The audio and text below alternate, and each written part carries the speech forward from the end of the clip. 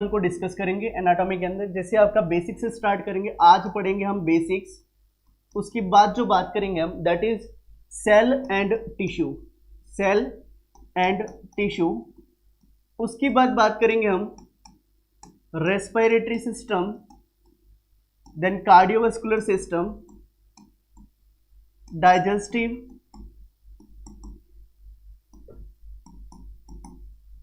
Kidney, IENT, neurology,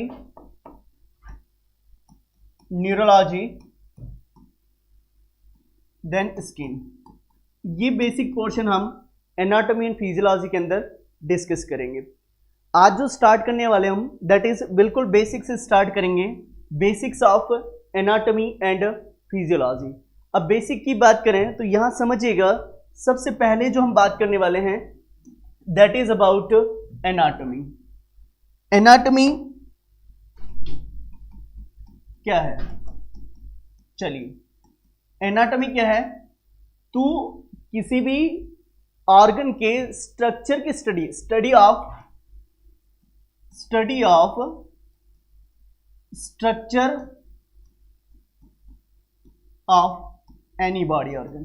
किसी body organ के structure की स्टडी को हम क्या कहते हैं? We are calling that anatomy. Is that clear? Like समझिएगा, this is your heart. Heart has 4 chamber. Heart के अंदर 4 चैम्बर हैं, 2 एट्रिया एंड 2 वेंट्रिकल्स। 2 तो एट्रिया है और 2 वेंट्रिकल्स हैं। तो atria and ventricles, 2 atria 2 ventricles, that is what, this is your anatomy. ये क्या है? एनाटॉमी। तो एनाटॉमी का मतलब है किसी ऑर्गन के स्ट्रक्चर की स्टडी करना, दैट इज कॉल्ड एनाटॉमी। अब दूसरा जो भाग है दैट इज फिजियोलॉजी। दूसरा जो भाग है दैट इज फिजियोलॉजी। फिजियोलॉजी से आप क्या समझते हैं? What do you mean by the physiology? Physiology that means study of function, study of function. किसी ऑर्गन की फंक्शन की स्टडी करना, दैट इज कॉल्ड फिजियोलॉजी। तो anatomy structure, physiology function, right. जिसे यही बात करते हैं हम 4 chamber atria and ventricle, that is your what. ये क्या है? ये आपका सिंपल सी बात है कि सर ये एनाटॉमी होगी, but how it generate cardiac output, किस तरीके से पंपिंग करता है, और pumping and generation of cardiac output, that is what, that is physiology. वो है आपकी फिजियोलॉजी। तो you should have clear what, anatomy का मतलब simple structure of any body organ, और फिजियोलॉजी का मतलब है functions of any body organ. ये बात आपको अच्छे से समझ में आ गई होंगी। चलिए आगे बढ़ते हैं। नेक्स्ट, तो पहली बात करी हमने एनाटॉमी, दूसरी बात करी हमने फिजियोलॉजी। तो एनाटॉमी एंड फिजियोलॉजी। फिजियोलॉजी में हम समझेंगे, एक तो है आपका फिजियोलॉजी में अगर हम बात करें तो फिजियोलॉजी में समझिएगा फिजियोलॉजी। अब फिजियोलॉजी में अगर मैं बात करूं तो यहां पर एक छोटा सा क्वेश्चन पूछा जाता है। एक है पेरेन्काइमा और दूसरा है स्टोमा। पेरेन्काइमा का मतलब क्या होता है और स्टोमा का मतलब क्या होता है? देखिए यहां समझिएगा, जो भी आपका पेरेन्काइमा है, पेरेन्काइमा का मतलब है कि जो फिजियोलॉजी अकर कर रहा है, functioning part of that body organ. जैसे आपका किडनी है, तो किडनी के अंदर यूरिन आउटपुट जनरेट कौन करता है? तो generation of urine output, generation of urine output, generation of urine output. Urine output कौन जनरेट करता है? तो जो यूरिन बनाने का काम करता है, that is what, that is your nephron. वो कौन है? तो वो नेफ्रॉन है। तो अब पूछा जाए पेरेन्काइमा ऑफ किडनी, किडनी का पेरेन्काइमा कौन है? तो parenchyma of kidney, parenchyma of kidney is nephron. तो parenchyma of kidney is nephron. Nephron जो है वो किडनी का पेरेन्काइमा। Is that clear? अब उसी तरह जैसे आपका दिस इज योर एल्वुलाई, तो लंग्स के अंदर जो वास्तविक फिजियोलॉजी एक्सचेंज ऑफ गैसेस किसके द्वारा होती है, तो that is done by your alveoli, right? तो alveoli is your what? Alveoli is what? तो एल्वुलाई जो है वो आपका parenchyma of lungs, parenchyma of lungs. तो यू शुड हैव क्लियर कि लंग्स का पेरेन्काइमा कौन है? एल्वुलाई। किडनी का पेरेन्काइमा कौन है? तो that is nephron. Is that? अब अगली बात सुनिए, स्टोमा। स्टोमा का मतलब क्या है? स्टोमा का मतलब है नॉन फंक्शनिंग पार्ट। स्टोमा का मतलब है non functioning part, non functioning part. Non functioning part is stoma. Non functioning part को हम क्या कहते हैं? तो नॉन फंक्शनिंग पार्ट को हम कहते हैं stoma. That is again very important. जैसे आपका ट्रेकिया से लगाकर ब्रोंकाई तक ये पूरा ओनली कंडक्टिंग जोन है। ट्रेकिया से लगाकर ब्रोंकाई तक ये पूरा आपका क्या है? This is your conducting zone. Clear? तो इसको अपन बोलेंगे स्टोमा। तो यहां पर जो बात करी हमने एनाटॉमी, फिजियोलॉजी, और एनाटॉमी फिजियोलॉजी के बाद मैंने थोड़ी सी बात करी कि पेरेन्काइमा क्या है और स्टोमा क्या है। तो ये बात बच्चों आपको अच्छे से समझ में आ गई होगी। तो ये हमने बेसिक पार्ट देख लिया। अब अगर हम बात करें एनाटॉमी की, तो एनाटॉमी में जो बात आपको याद रखनी है, पहली बात करेंगे केमिकल बेसिस ऑफ। एनाटॉमी में हम बात करते हैं केमिकल बेसिस, फिर हम चलेंगे सेल्यूलर बेसिस की तरफ। केमिकल बेसिस, केमिकल के बेस पे एनाटॉमी में के अंदर जो स्मॉलेस्ट मॉलिक्यूल्स की बात करें तो बॉडी जो है वो 26 एलिमेंट से मिलके बनी होती है। 26 element is your smallest molecule of any organ. किसी ऑर्गन का जो स्मॉलेस्ट एलिमेंट है वो मॉलिक्यूल है। ठीक है? तो अब अगर हम बात करें एलिमेंट्स की, तो टोटल 26 एलिमेंट्स हमारी बॉडी के अंदर होते हैं, जिनके अंदर 4 मेन होते हैं, मेन एलिमेंट्स, 8 एलिमेंट्स जो होते हैं वो आपके लेसर एलिमेंट होते हैं, लेसर एलिमेंट्स, और 14 जो है वो आपकी ट्रेस एलिमेंट होते हैं, ट्रेस एलिमेंट। तो इसमें से आपको जो मेन याद रखने हैं, जो आपके मेन एलिमेंट्स 4 कौन कौन से हैं, जो एनाटॉमी का मॉलिक्यूल है उसी को, जो स्मॉलर मॉलिक्यूल है वो एलिमेंट कहलाते हैं। और ये जो 4 मेन एलिमेंट्स हैं that is carbon, hydrogen, oxygen and nitrogen. Carbon, hydrogen, उसमें सबसे प्रमुखतया से होता है वो होता है आपका ऑक्सीजन। तो हमारी बॉडी के अंदर these are the 4 main elements of human body. Human body की 4 मुख्य एलिमेंट कौन से हैं? तो टोटल एलिमेंट से 26, उसमें से भी आपको कार्बन, हाइड्रोजन, ऑक्सीजन, नाइट्रोजन, ये आपके मेन एलिमेंट्स है। और सबसे बड़ा एलिमेंट है वो है ऑक्सीजन। ये 4 मिलके 96% पार्ट बॉडी का कवर करते हैं, एंड रेस्ट ऑफ द 4% के अंदर आपके बाकी के 22 एलिमेंट्स आते हैं। तो केमिकल बेसिस के बेस पे हम बात करें, केमिकल बेसिस के बेस पे पूरी बॉडी की बात करें, तो पूरी बॉडी के अंदर 26 एलिमेंट्स होते हैं। उसमें 4 मेन एलिमेंट है, कार्बन, हाइड्रोजन, ऑक्सीजन, नाइट्रोजन। उसमें भी सबसे ज्यादा या सबसे मुख्य एलिमेंट है वो है आपका ऑक्सीजन। तो you should have clear main element of human body, main element of human body. तो ह्यूमन बॉडी का मेन एलिमेंट कौन सा है? तो that is oxygen. Is that clear? और बॉडी के अंदर मुख्यतया कितने एलिमेंट्स होते हैं? How many elements in human body? तो 26 एलिमेंट्स। Is that? तो ह्यूमन बॉडी कंसिस्ट 26 एलिमेंट्स, और 26 में से आपका main elements is your 4 main elements है, carbon, hydrogen, oxygen, nitrogen. After that 8 are lesser element and 14 are trace element. तो chemical basis of anatomy 26 element, ये मैंने आपको बात कर ली। अगली बात करते हैं that is cellular basis. Next जो बात करेंगे बच्चों वो हम बात करेंगे सेल्यूलर बेसिस।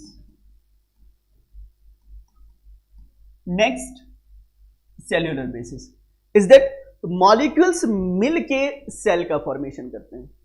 तो cell is formed by molecules, जो हमारे एलिमेंट हमने पढ़े, तो cell is formed by molecules. Cell is formed by molecules. Cell जो है वो आपकी मॉलिक्यूल से मिलके बनी होती है। अब यहां पे जो बात आप इंपॉर्टेंट समझेंगे वो क्या समझेंगे, cell is a smallest structural and cell is smallest structural and functional unit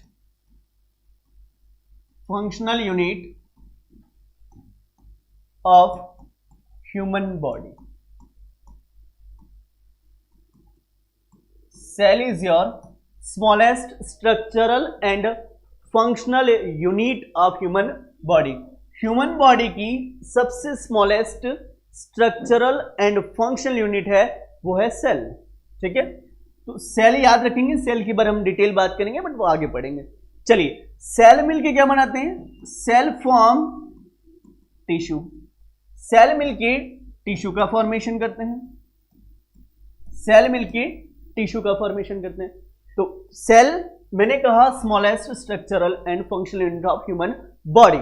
दूसरी जो बात करी, सेल मिलके टिश्यू बनाते हैं। अब टिश्यू की बात करें बच्चों तो यहां पे समझिएगा टिश्यू क्या है, what is tissue.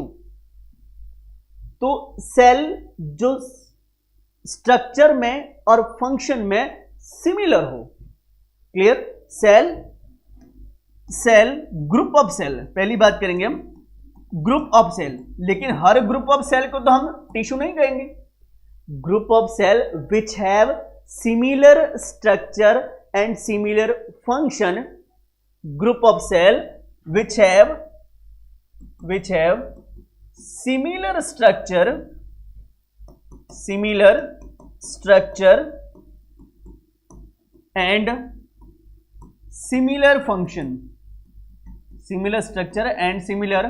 function is known as, उसको हम क्या बोलेंगे, टिश्यू। Is that clear. तो टिश्यू का मतलब ये है, tissue group of cell, cell का ग्रुप है लेकिन ऐसा ग्रुप जिसका स्ट्रक्चर सिमिलर हो एज वेल एज जिसका फंक्शन भी समान हो, ऐसे सेल के समूह को हम टिश्यू कहते हैं। Is that clear. उसी तरह study of cell is known as cytology. Cytology that means study of cell. Cytology का मतलब है study of cell, study of cell. Next अगर हम बात करें तो दैट टिश्यू की स्टडी को क्या कहते हैं, तो that is histology. Histology that means study of tissue. Histology का मतलब है study of tissue, study of tissue. Is that. तो सेल की स्टडी और टिश्यू की स्टडी। तो हमने यहां जो बात करी वो सिंपल सी बात करी, पहला जो देखा वो हमने सेल क्या है, फिर देखा हमने टिश्यू क्या है। सेल की स्टडी साइटोलॉजी, टिश्यू की स्टडी हिस्टोलॉजी। ये दोनों बातें आपको प्रमुखतया समझ में आ गई होगी। अगली इंपॉर्टेंट बात की तरफ चलते हैं। तो सेल टिश्यू हमने डिस्कस कर लिया, राइट। अब आगे बढ़ते हैं, टिश्यू मिलके क्या बनाते हैं। देखिए, सेल ने मिलके टिश्यू बनाया, सेल ने मिलके टिश्यू बनाया, और टिश्यू मिलके क्या बनाते हैं, ऑर्गन। टिश्यू मिलके क्या बनाते हैं, ऑर्गन। ऑर्गन और ऑर्गन मिलके क्या बनाते हैं, सिस्टम। ऑर्गन मिलके क्या बनाते हैं, सिस्टम। यहां समझिएगा that is your cellular basis. Cell ने टिश्यू बनाए, टिश्यू ने ऑर्गन बनाए, ऑर्गन ने सिस्टम बनाया, और सिस्टम ने प्रिपेयर कर दी पूरी बॉडी को। हमारी बॉडी के अंदर जितने सिस्टम है वो सब ने मिलकर हमारी पूरी बॉडी को बना दिया। तो that is your cellular organization of body. First we have discussed chemical 26 element we have discussed, then we have discussed cellular organization. तो सेल्युलर ऑर्गेनाइजेशन की बातें भी आपको समझ में आ गई होगी। Now we are going to are the basic terminology. अब जो हम बात करेंगे वो हम बात करेंगे basic terminology. Now we are moving to are the basic terminology. अब जो बात करी हमने वो बात करी है बेसिक टर्मिनोलॉजी की। बेसिक टर्मिनोलॉजी की बात करेंगे, जैसे एनाटॉमी फिजियोलॉजी पढ़ा उसी तरह पहली बात करते हैं superior. What is superior? Superior का मतलब क्या होता है? ऊपर की तरफ। सुपर की तरफ है, सुपीरियर का मतलब है ऊपर की तरफ। जैसे एग्जाम्पल बताएं, दिस इज योर किडनी, और किडनी के ऊपर ये क्या है? This is your adrenal. तो यहां पर आप सिंपल सा लिख सकते हैं, this is your adrenal gland. Adrenal gland, तो adrenal gland is superior to kidney, that's why it is called suprarenal gland. नाम से स्पष्ट है, सुप्रारीनल ग्लैंड। इसको सुप्रारीनल ग्लैंड क्यों कहते हैं? Because it is superior to kidney, क्योंकि यह किडनी के ऊपर है। Is that? तो सुपीरियर टू किडनी। तो सुपीरियर का मतलब क्या हुआ? ऊपर की तरफ, सुपीरियर। Is that? उसकी बाद जो बात करेंगे दैट इज इंफीरियर।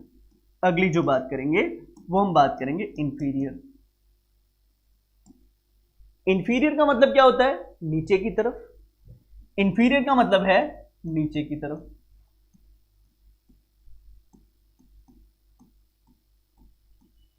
इंफीरियर का मतलब है नीचे की तरफ। Is that clear? जैसे आपका this is your heart, right, और नीचे की तरफ आपकी स्प्लीन होती है, राइट। तो spleen is inferior to heart. Spleen is inferior to heart. Is that? तो इंफीरियर का मतलब है नीचे की तरफ। यह आपका हार्ट है लेफ्ट साइड, और लेफ्ट साइड ही नीचे की तरफ आपका क्या होती है? स्प्लीन।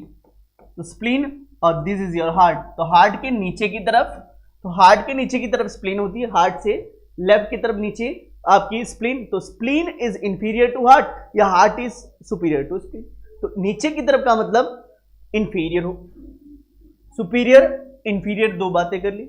नेक्स्ट हम समझते हैं अगला जो भाग है दैट इज व्हाट? एंटीरियर। अगली जो बात करेंगे वो हम बात करेंगे एंटीरियर। एंटीरियर की बात करें तो एंटीरियर का मतलब आगे की तरफ, पोस्टीरियर का मतलब पीछे की तरफ। एंटीरियर मतलब आगे की तरफ, आगे की तरफ। जिसे हमारे पास देखा होगा ये जो भाग है दैट इज ट्रेकिया, और ट्रेकिया के पीछे की तरफ होती है ईसोफेगस।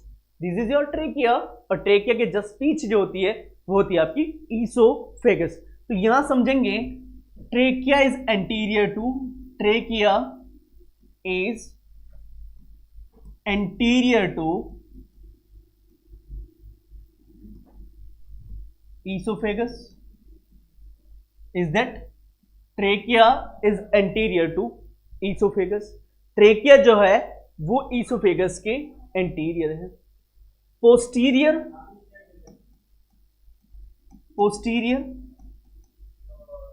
मतलब पीछे की तरफ, पोस्टीरियर मतलब पीछे की तरफ। अब पीछे की तरफ की बात करें तो यहां पर सिंपल सी बात समझनी है, that is what? Again trachea and oesophagus. Trachea आपका आगे की तरफ है, ईसोफेगस आपका पीछे की तरफ है। तो आप कह सकते हो ईसोफेगस इज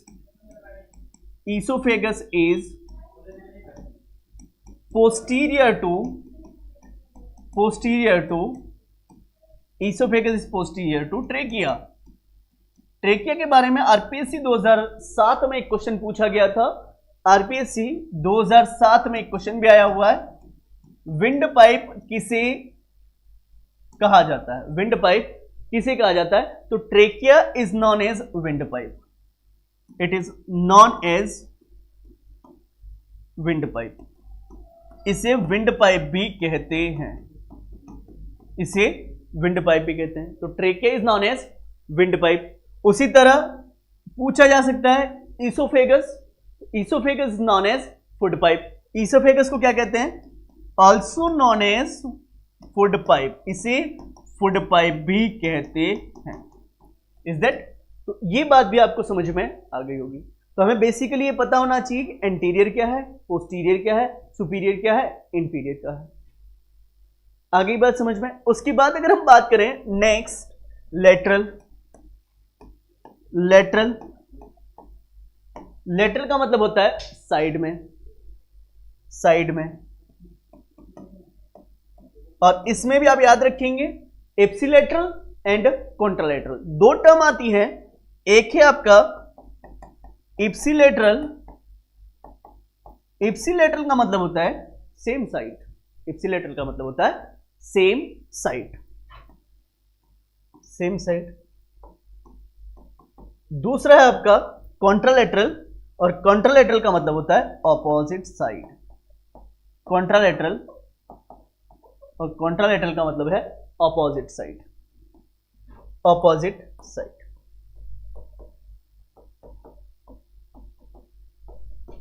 जैसे एग्जाम्पल, एग्जाम्पल को समझिएगा, इप्सिलेटरल एंड कॉन्ट्रालेटरल। इप्सिलेटरल मैंने अभी कहा सेम साइड, तो liver and gall bladder are ipsilateral, एक ही तरफ है।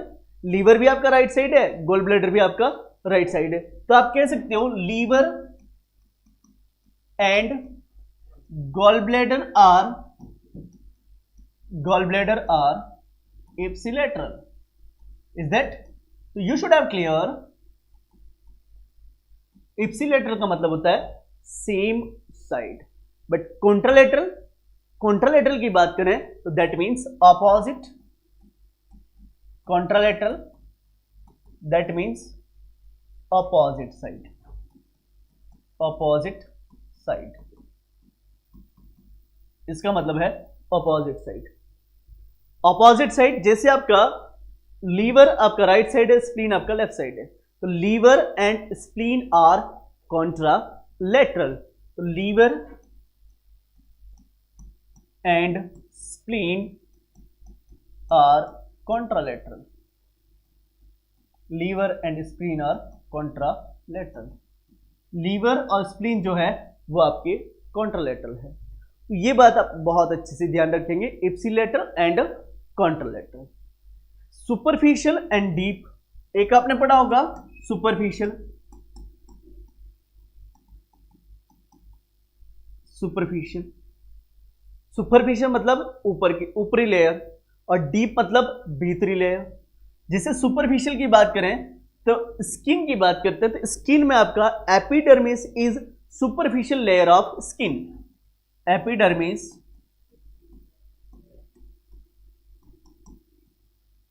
is superficial layer of skin, superficial layer of skin। तो epidermis is superficial layer of skin। while deep की बात करें तो deep मतलब अंदर की तरफ, भीतर की तरफ, और deep की बात करते हैं तो जैसे dermis, dermis is a deeper layer of skin, dermis, dermis is, dermis कह दो, सबक्यूटेनियस टिश्यू कह दो, मसल कह दो, deeper layer, deeper layer of skin. Skin की जो डीपर लेयर है वो कौन सी है? तो that is your dermis and subcutaneous tissue. तो ये बात आपको समझ में आ गई होगी। जो पहली बात करी सुपरफिशियल मतलब ऊपर की तरफ, और deep deeper layer, superficial and deep. Then अगली जो बात करते हैं डिस्टल एंड प्रॉक्सिमल। प्रॉक्सिमल मतलब पास में, डिस्टल मतलब दूर। प्रॉक्सिमल एंड प्रॉक्सिमल मतलब टुवर्ड द मिड लाइन, पास में, toward mid line, mid line के पास प्रॉक्सिमल मिड लाइन,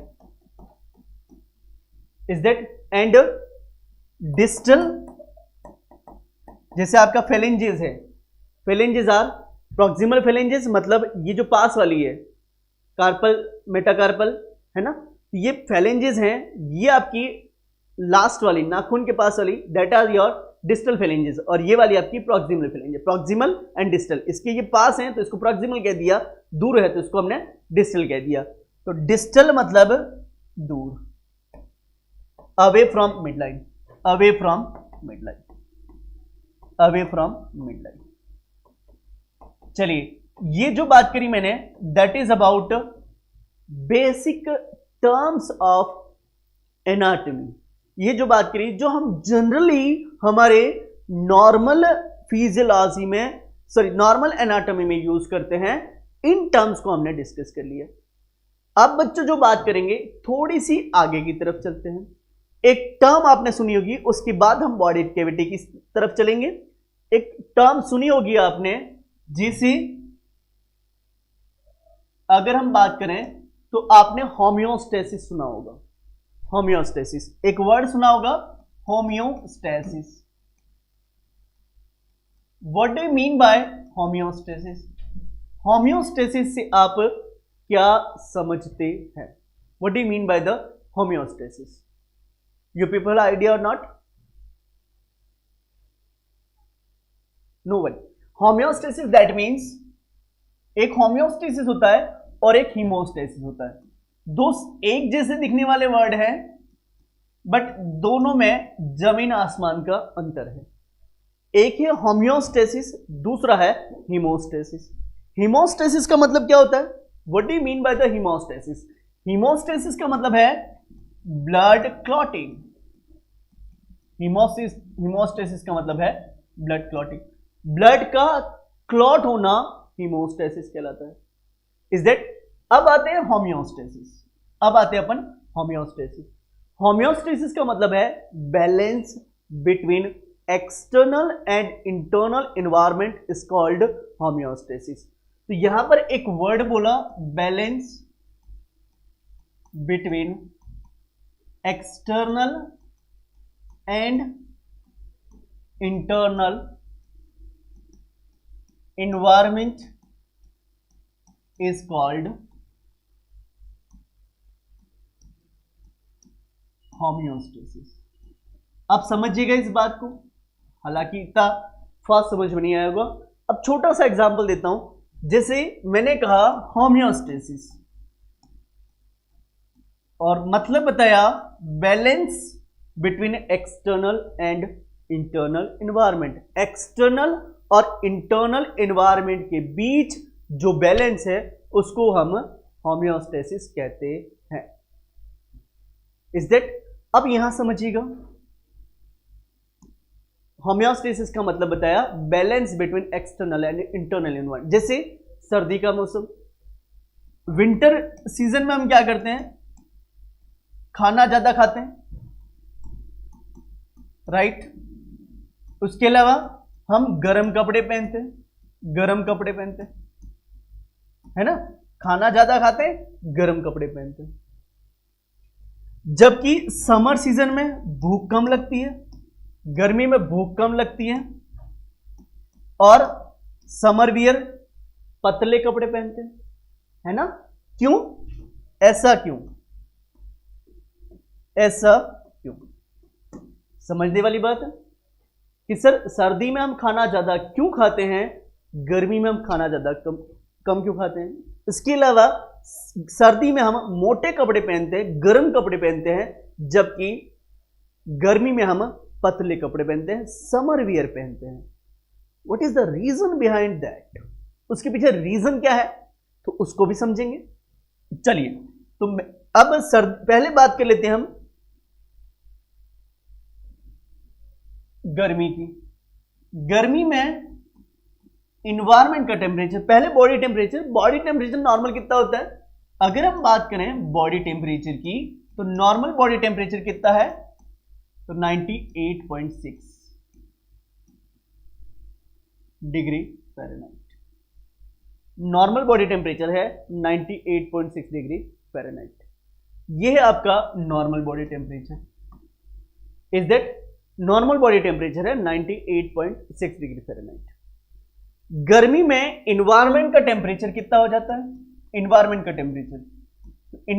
टेम्परेचर जो है वो पहुंच जाता है 45 डिग्री सेंटीग्रेड और बॉडी का टेम्परेचर है 37 अप्रॉक्स मान लूं मैं। और human being is a homeothermic animal. जो ह्यूमन बीइंग है वो होम्योथर्मिक है। होम्योथर्मिक से क्या तात्पर्य है? जिनकी बॉडी का टेम्परेचर कभी भी चेंज नहीं होता है, वेरिएशन नहीं होता है। इज दैट हमारी बॉडी टेम्परेचर में वेरिएशन नहीं होता है। तो human being are homeothermic animal. हम होम्योथर्मिक एनिमल हैं। होम्योथर्मिक से आप क्या समझते हैं? Homeothermic animal, body temperature will not change, body temperature will not change. कभी इनकी बॉडी का टेम्परेचर नॉर्मल फिजियोलॉजी में चेंज नहीं होता है। मैंने कहा बुखार तो आता है, टेम्परेचर बुखार में बढ़ता ही है ना, लेकिन दैट इज एबनॉर्मल फिजियोलॉजी। वो एबनॉर्मल फिजियोलॉजी है। Is that clear? ये बात समझ में आ गई होगी। अब यहां पर आप देखेंगे homeothermic, that means human being जिनकी बॉडी का टेम्परेचर चेंज नहीं होता है। आ रही बात समझ में? अब यहां सुनिए, होम्योथर्मिक मैंने कहा बॉडी टेम्परेचर चेंज नहीं। अब जब हम गर्मी की बात करते हैं तो गर्मी में हम क्या करते हैं? एक तो कपड़े पतले पतले पहनते हैं और दूसरा हम क्या करते हैं? खाना भी कम खाते हैं। क्यों? क्योंकि बॉडी टेम्परेचर इन्वायरमेंट का टेम्परेचर 45 है और टेम्परेचर का एक रूल है always moving from high temperature to low temperature. Temperature कहां से कहां को मूव करेगा? High to low. तो ये बॉडी का टेम्परेचर बढ़ा सकता है। तो बॉडी के टेम्परेचर को बढ़ाने से हमें रोकना है, इसलिए हम क्या करते हैं? Maximum heat loss. इसलिए हम हीट लॉस को बढ़ाते हैं और हीट लॉस को बढ़ाने के लिए हम क्या करते हैं? पतले कपड़े पहनते हैं ताकि बॉडी से ज्यादा हीट लॉस हो। ठंडे पानी से हम नहाते हैं ताकि बॉडी टेम्परेचर मेंटेन रहे।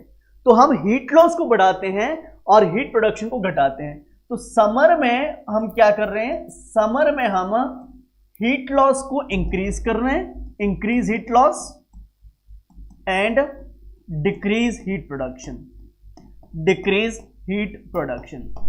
और ऐसा क्यों करते हैं? ऐसा क्यों करते हैं? To maintain body temperature. ऐसा इसलिए करते हैं ताकि हमारा बॉडी टेम्परेचर 37 है तो 37 ही रहे। बॉडी का टेम्परेचर 37 है तो 37 ही रहे, उसके अंदर कोई वेरिएशन ना हो। Is that's why that is called homeostasis.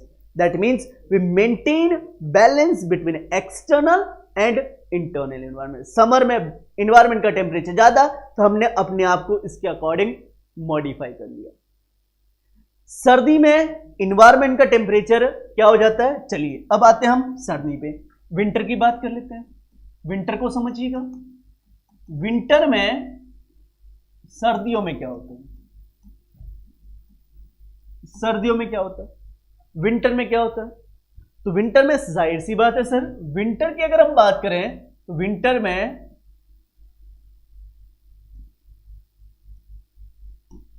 में एनवायरमेंट का टेम्परेचर कितना होता है? एनवायरमेंट का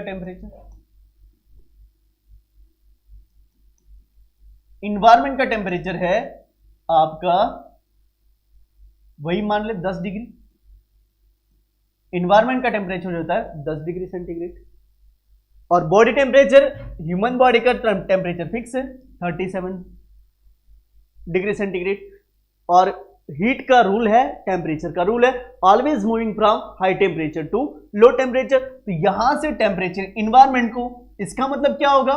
बॉडी का टेम्परेचर रिड्यूस होने लगेगा। तो हमें बॉडी टेम्परेचर को रिड्यूस होने से कम करना है ना, रिड्यूस नहीं होने देना है। तो उसके लिए हम क्या करेंगे?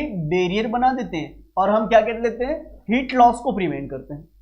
हीट लॉस को प्रिवेंट करने के लिए हम पंखे चालू नहीं करते हैं। हीट लॉस को प्रिवेंट करने के लिए हम मोटे मोटे कपड़े पहनते हैं, मोटे मोटे गर्म कपड़े पहनते हैं ना। तो गर्म कपड़े क्यों पहनते हैं?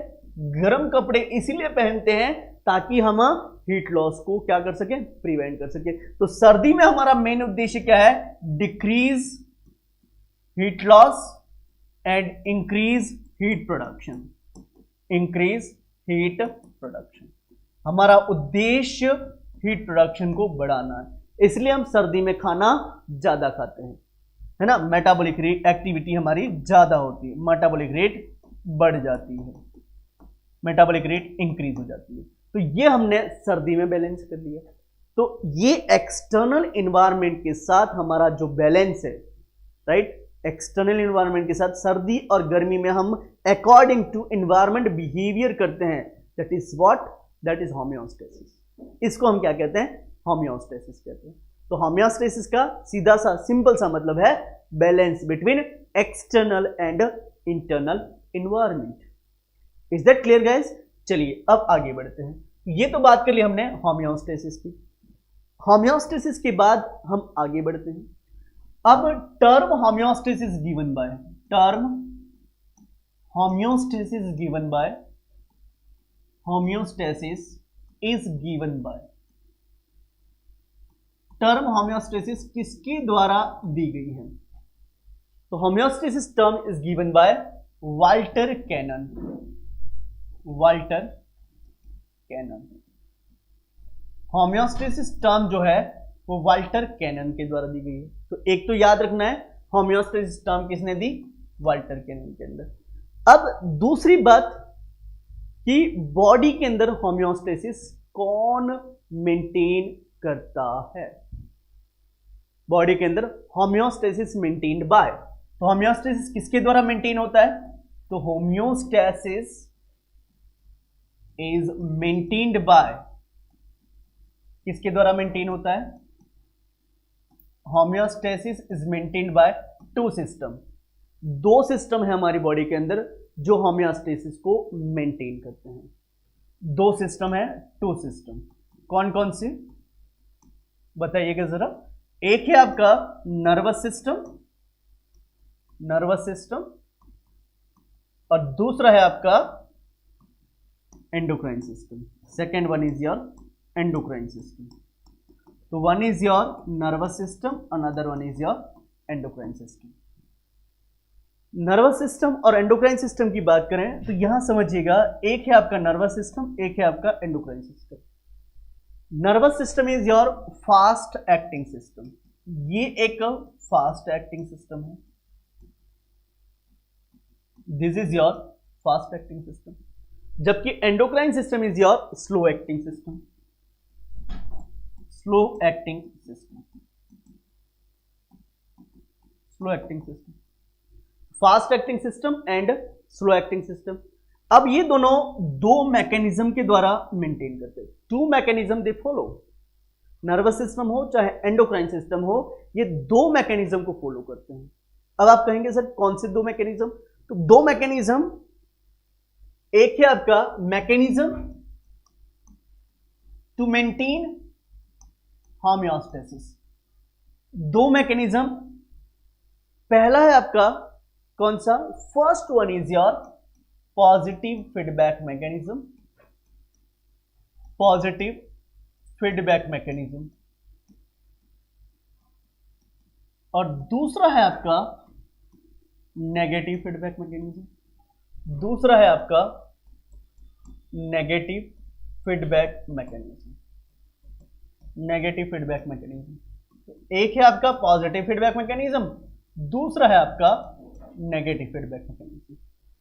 Positive and negative, positive feedback mechanism क्या है और नेगेटिव फीडबैक मैकेनिज्म क्या है, दोनों का आप अच्छे से समझेंगे। पॉजिटिव का मतलब क्या है? What do you mean by the positive feedback?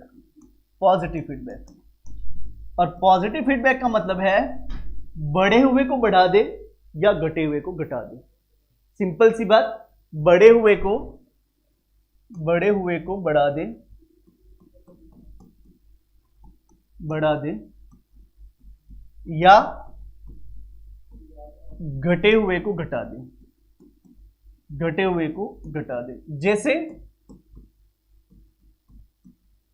जैसे लाइक समझिएगा, दिस इज प्रेग्नेंट यूट्रस, ये प्रेग्नेंट यूट्रस है और दिस इज योर फिटस। जब फुल टर्म होता है तो यहां कॉन्ट्रैक्शन स्टार्ट होते हैं, फुल टर्म होता है तो कॉन्ट्रैक्शन स्टार्ट होते हैं, और यहां पर क्या लगे होते हैं, इन्फॉर्मर रिसेप्टर्स, स्ट्रेच रिसेप्टर। ये है आपकी stretch receptor, receptor, effector and control centre.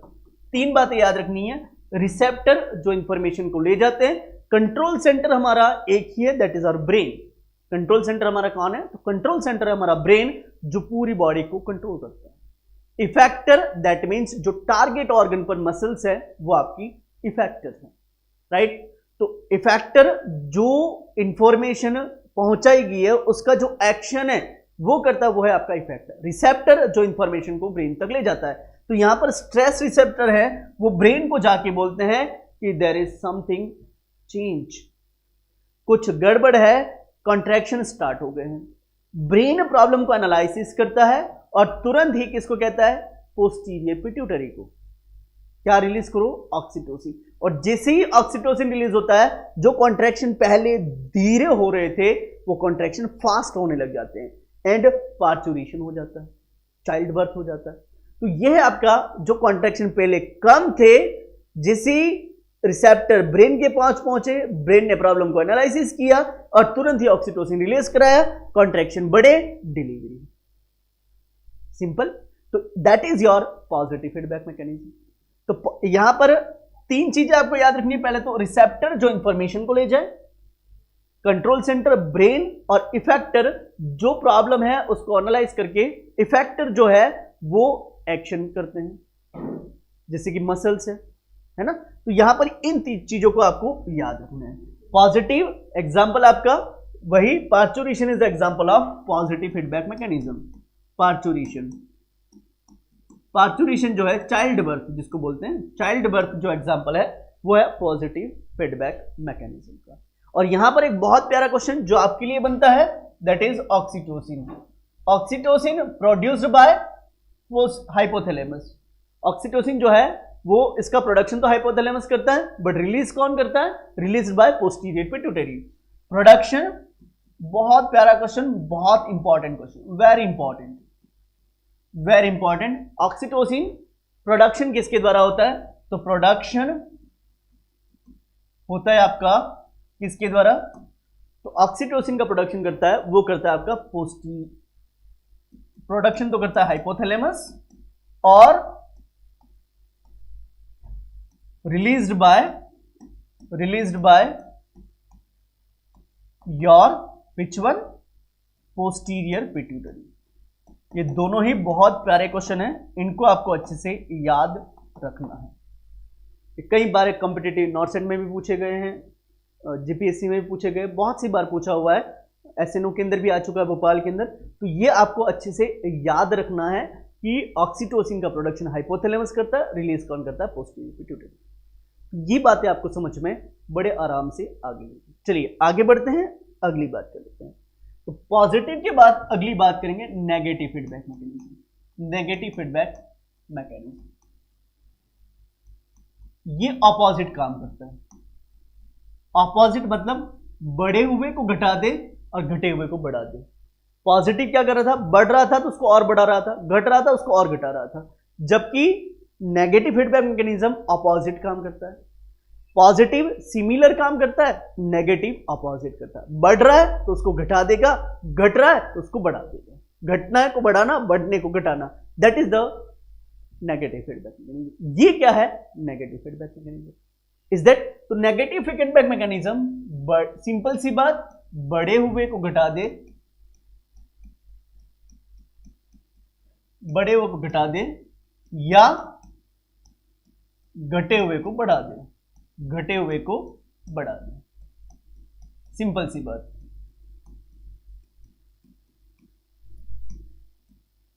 Is that. तो बढ़े हुए को घटा दे, घटे हुए को बढ़ा दे, that is called negative feedback mechanism. इसको बोलते हैं अपन नेगेटिव फीडबैक मैकेनिज्म। तो ये बात भी आपको समझ में आ गई होगी। अगली बात सुनिए, अब यहां पर आपका सिंपल सी बात है कि sir what is the negative feedback mechanism. अब समझिएगा, अगर बॉडी के अंदर बीपी लो हो रहा है, ब्लड प्रेशर लो हो रहा है, ब्लड प्रेशर लो हो रहा है, तो जीएफआर रिड्यूस होगा, और जीएफआर रिड्यूस होगा तो वो किसको जाके बोलेंगे, नेफ्रॉन को। नेफ्रॉन, यहां पर आपका जीएफआर रिड्यूस हुआ, बीपी कम आ रहा है, जीएफआर रिड्यूस हुआ, सोडियम आपका कम आ रहा है, तो यहां से आपका एक्टिवेट होगा रास, रेनिन एंजियोटेंसिन एल्डोस्टेरोन सिस्टम। क्या एक्टिवेट होगा, एक्टिवेट रास renin angiotensin aldosterone system, aldosterone system, renin angiotensin aldosterone system, रास। यहां से आपका रास एक्टिवेट होगा, और रास क्या करेगा, रास आपका रीएब्जॉर्प्शन को बढ़ा देगा, इंक्रीज रीनल रीएब्जॉर्प्शन, किसके द्वारा, एडीएच के द्वारा। एडीएच का नाम सुना होगा, एंटी डायरेटिक हार्मोन।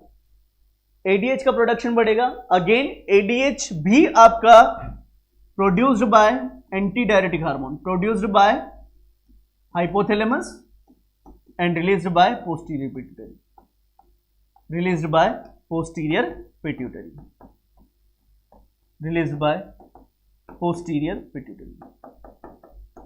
ये बात आप अच्छे से याद रखेंगे, बिकॉज ये भी इंपॉर्टेंट क्वेश्चन है, ये भी आपका पूछा जा चुका है एसएनओ के अंदर। तो एडीएच एंटी डायरेटिक, वासोपेसिन, डेस्मोप्रेसिन एक ही बात है, इज दैट। चलिए, तो ये बात आपको समझ में आ गई होगी। रास जो है वो आपका बीपी कम है, तो ये स्किन तो जो रिसेप्टर है मैक्युला डेंसा है, ये आइडेंटिफाई करेंगे, ये आइडेंटिफाई करके रेनिन को सिक्रीट करेंगे, रेनिन फिर एल्डोस्टेरोन में कन्वर्ट होगा, एल्डोस्टेरोन जो है एंजियोटेंसिन 1, एंजियोटेंसिन 2 से फिर एल्डोस्टेरोन, और एंजियोटेंसिन 2 जो है वो एल्डोस्टेरोन रिलीज करवाता है एड्रिनल से, और यही एल्डोस्टेरोन और एडीएच जो है वो आपके बीपी को बढ़ा देते हैं, एल्डोस्टेरोन एडीएच मिलके बीपी को बढ़ा देते हैं। तो यहां पे याद रखेंगे, घटा हुआ बीपी था वो बढ़ गया, तो रास is a example of renin angiotensin aldosterone system. रास जो है वो आपका एग्जांपल है नेगेटिव फीडबैक मैकेनिज्म का।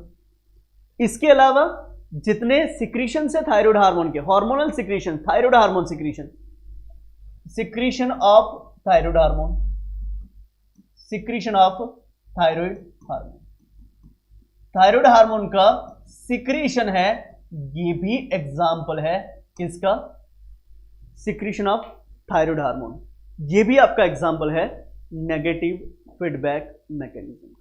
तो दो मैकेनिज्म बताए मैंने, positive feedback mechanism and negative feedback mechanism. Is that clear? ये बात आपको बहुत अच्छे से समझ में आ गई होगी, इसमें कोई डाउट नहीं होगा। तो यहां पर जो बात करी हमने, क्या करी, होम्योस्टेसिस क्या है, होम्योस्टेसिस का मतलब balance between external and internal environment. Homeostasis के बाद क्या बात करी, positive feedback mechanism, negative feedback mechanism. दो सिस्टम बताए, fast acting, slow acting, fast acting nervous system, slow acting your endocrine system. और ये दोनों सिस्टम दो मैकेनिज्म के थ्रू काम करते हैं, एक है आपका पॉजिटिव फीडबैक मैकेनिज्म, दूसरा है आपका negative feedback mechanism. Positive feedback mechanism बड़े हुए को बढ़ा दे या घटे हुए को घटा दे, नेगेटिव फीडबैक मैकेनिज्म बड़े हुए को घटा दे या घटे हुए को बढ़ा दे। Is that? ये बेसिक बातें समझ में आ गई होगी। ये था आपका बेसिक्स ऑफ एनाटॉमी। कल जो बात करेंगे हम वो इसके आगे का पोर्शन देखेंगे। चलिए गाइस, अगर क्लास समझ में आई हो तो लाइक करें, शेयर करें और सब्सक्राइब करें। Thank you so much.